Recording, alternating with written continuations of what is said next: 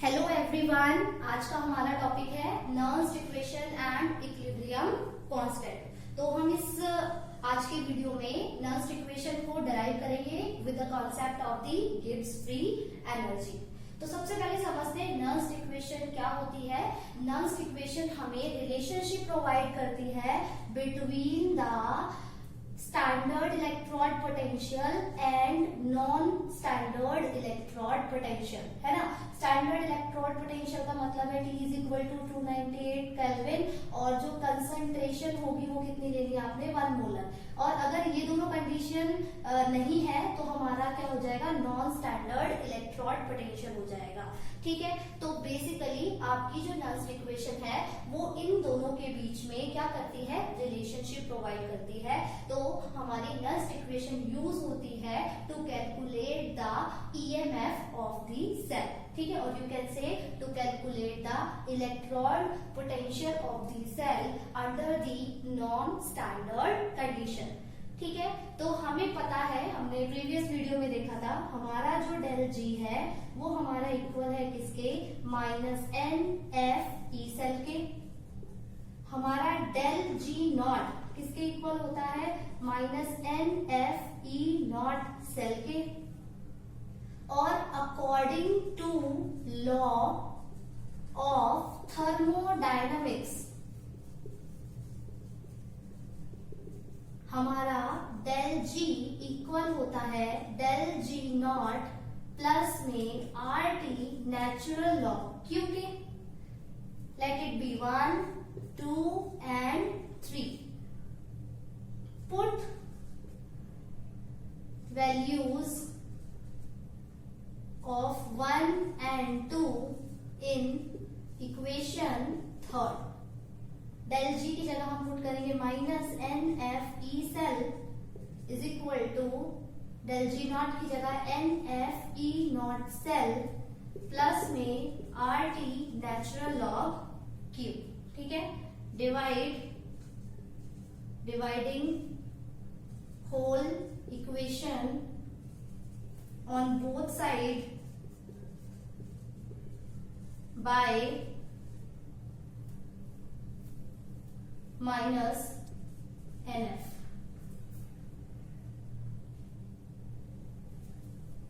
So we get E cell is equal to E naught cell minus RT upon NF natural log Q। ठीक है, इसमें आप values को substitute कर दीजिए। R is equal to 8.314 joule per kelvin per mole. ठीक है, F की जगह हम पुट करेंगे 96500 कूलम और T की जगह हम पुट करेंगे 298 केल्विन। ठीक है, और हम इसको कन्वर्ट भी कर लेते हैं किसमें, लॉग विद बेस 10 में। तो सबसे पहले कन्वर्ट कर लेते हैं। तो हमारा जो रिजल्ट आएगा, E सेल हमारा इक्वल हो जाएगा E not cell minus 2.303 RT by NF log with base 10 Q। ठीक है, अब इसमें वैल्यूज पुट करें, E not cell minus 2.303 into 8.314 into 298 divided by n into 96500 log with base 10 Q। ठीक है, तो E नॉट सेल जब हम इसे सॉल्व करेंगे तो ये हमारा आएगा माइनस 0.0591 अपॉन में n log with base 10 Q। तो ये रिलेशन आ गया हमारे पास, E सेल मेरा किसके इक्वल हो गया, E not cell minus 0.0591 log with base 10 Q। ठीक है, अगर हमारी रिएक्शन किसमें है, इक्विलिब्रियम में है, उस केस में हमारा ई सेल 0 हो जाएगा किसके, 0 के।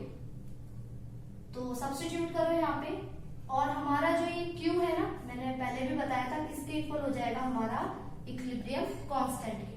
तो ई सेल की जगह 0, ई नॉट सेल माइनस 0.0591 अपॉन में n log k। ठीक है, यानी कि मेरे पास ई नॉट सेल इक्वल्स आ गया 0.0591 अपॉन n log k।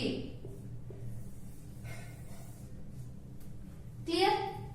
और हमारे ये n कैसे निकलेगा, आपकी कोई भी रिएक्शन है उसमें कितने मोल्स ऑफ इलेक्ट्रॉन का ट्रांसफर हो रहा है, उस तरीके से हम उसमें क्या कर देंगे, n निकाल देंगे। जैसे कि हमारा जो डैनियल सेल था जिंक और कॉपर का, उसमें 2 मोल्स ऑफ इलेक्ट्रॉन हमारे ट्रांसफर हो रहे थे, तो वहां पे हमारा जो n था वो क्या हो गया, 2।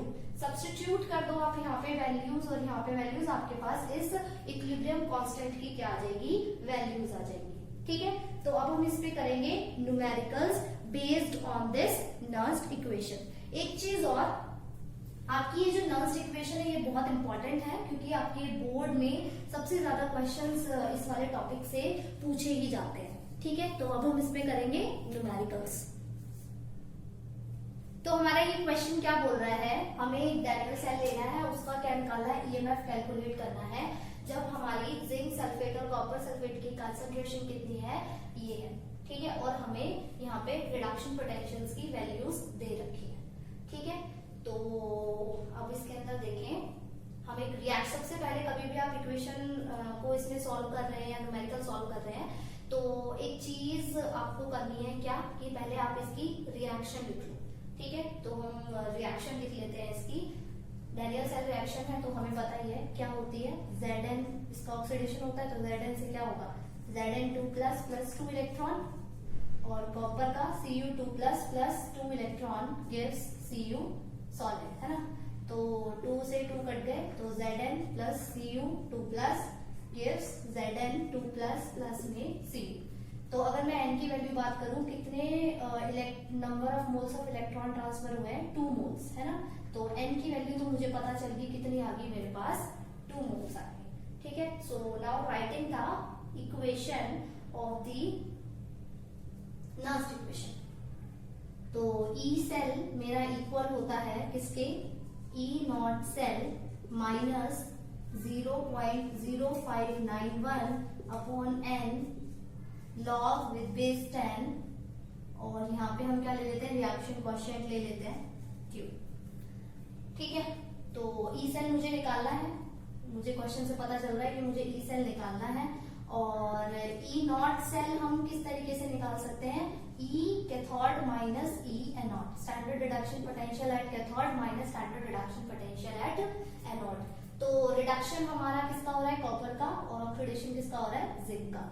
तो यहाँ पे हमें ये ऑक्सीडेशन पोटेंशियल दे रखा है, तो इसको हम SRP में कन्वर्ट कर लेंगे by simply writing minus sign over here, और ये हमारा रिडक्शन पोटेंशियल ही है।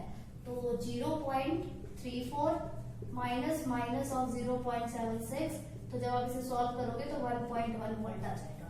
ठीक है, तो मेरे पास ई नॉट सेल आ गया, मेरे पास n आ गया। अच्छा, अब क्वेश्चन है कि हम ये Q कैसे लिखेंगे।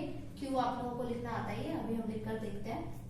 मैं यहाँ दिखा देती हूँ आपको Q कैसे लिखोगे आप। इसके अकॉर्डिंग क्या करोगे, concentration of zinc 2 plus ions, concentration of copper ion, यहाँ पे कोई भी स्टोइचियोमेट्रिक कोएफिशिएंट नहीं है इसलिए मैं यहाँ कुछ नहीं लिख रही हूँ। ठीक है, कंसंट्रेशन ऑफ जिंक और concentration of Cu2 plus ions. तो कभी भी आप रिएक्शन क्वेश्चन निकाल रहे हैं तो उसमें एक चीज ध्यान रखना, for pure liquid, for pure solid और for the gas at 1 atm pressure, इनके लिए जो हमें मोलर कंसंट्रेशन लेनी है वो सिंपली क्या लेनी है, 1 मोलर लेनी है। तो ये जो आपका कॉपर सॉलिड और जिंक सॉलिड है, इनकी आप सिंपली मोलर कंसंट्रेशन क्या ले लोगे, 1 मोलर। तो 1 मोलर लोगे तो हमारे पास रिएक्शन क्वोशिएंट कुछ इस तरीके से आ जाएगा। हमें जिंक की भी कंसंट्रेशन दे रखी है और कॉपर के आयंस की भी कंसंट्रेशन दे रखी है। सिंपली बस अब आपको सारी वैल्यूज को यहाँ पे पुट करना है। ई नॉट सेल कितना है 1.1, 0.0591 हमारे पास n की वैल्यू कितनी आई थी यहाँ से 2 log q की वैल्यू कितनी है हमारे पास zn 2 प्लस अपॉन में cu 2 प्लस सिंपली 1.1 माइनस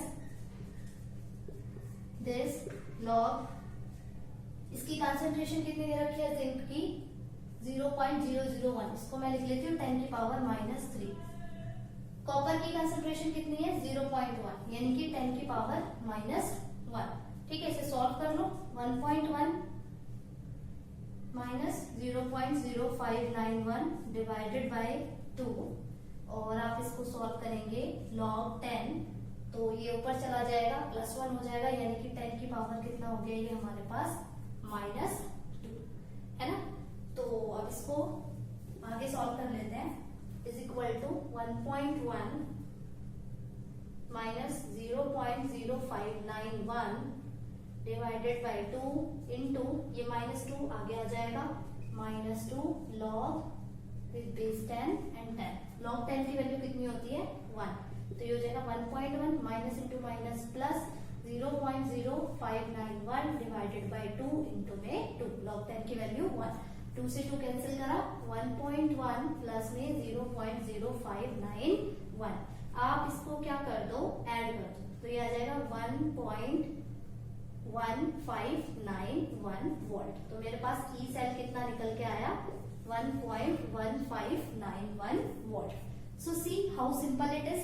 तो कभी भी नस्ट इक्वेशन पे आपको क्वेश्चन सॉल्व करने हैं तो किस तरीके से करने हैं सबसे पहले तो आप ऑक्सीडेशन हाफ रिएक्शन और रिडक्शन हाफ रिएक्शन को लिख दो ठीक है। उसके बाद आप जब ये रिएक्शन का क्या निकालोगे नेट सेल रिएक्शन निकालोगे तो आपको ये पता चल जाएगा कि हमारे पास n क्या है ठीक है। ई नॉट सेल निकालो दोनों वैल्यूज को रिडक्शन पोटेंशियल लेके सॉल्व कर दो और फिर उसके बाद जस्ट नस्ट इक्वेशन का हमने यहाँ फॉर्मूला अप्लाई किया है और सिंपली मैंने यहाँ पे क्या किया है वैल्यूज को सब्स्टिट्यूट कर दिया है।